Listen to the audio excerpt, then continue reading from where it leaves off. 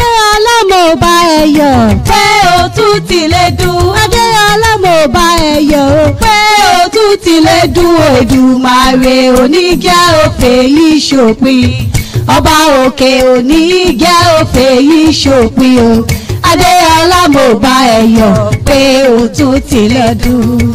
Adéọlá ooo. Ó yá gbéra ńlẹ̀ ó dìde ọlọ́dún dandan ni kó mọdún ẹ̀ lọ́dún.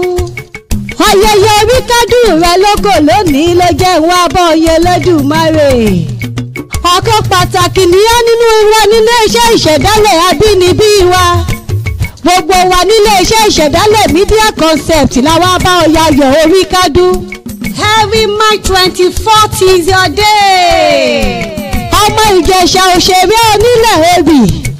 Ọmọ ẹlẹ́ni àtẹ́ẹ̀ká, ọmọ ẹlẹ́ni ẹ̀wẹ̀lẹ̀, ọmọ ògèdè ń bí agbógungbòrò. Ìbàdàn nílé Olúyọ̀lé ni a ti fi ọ̀ṣà yàyà Ọlátúnjí. Ọmọ akọni tó tún wá fẹ́ wọn nílé akọni. Ìbàdàn nílé Olúyọ̀lé ìlú Ògúnmọ́lá olódògbò kẹrìnlélógún ọ̀wọ́ ṣòkòtò kẹ̀mbẹ̀rẹ̀ bíi ìjàkadì. Ọmọ ìbíkúlé alágbàlá ajáyàjáyà, àgbàlá ìbíkúlé jókòó bàbá ẹlòmíì lọ. Ìjẹ̀ṣà òṣèré onílẹ̀ obì ni bàbá tó bí ọ. Ìlú Ìbàdàn nílé Olúyọ̀lé ni wọ́n ti fi ọ láya. Gbogbo ọmọ tó bí ò ní kú, ìwọ náà ò ní dẹni àná láṣẹ Elédùmarè. Queen Wesco mo bá yayọ̀ oríkádùn rẹ tòní. Tó bá dàmọ́dún a ó tún jọ yayọ̀ tó ju tòní lọ tó rọ́dọọdún báyìí ní sápóríwé ọdọọdún lòlùwà wà.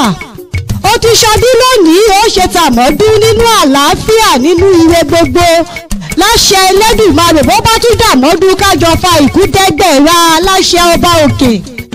Ó ní fayẹyẹ oríkádùn èyí ṣòpin àṣeyí ṣàmọ́dún àṣàmọ́dún ṣẹ̀mí nínú àlàáfíà ara Fádéọlá aya Ọlátúnjí Queen Wesco. Olúwabùkọ́lá Adélékè ni mo ń jẹ́. Mo ń kí ọ fáyẹyẹ oríkádùn rẹ lórúkọ gbogbo wa nílé iṣẹ́ ìṣẹ̀dálẹ̀ media concept.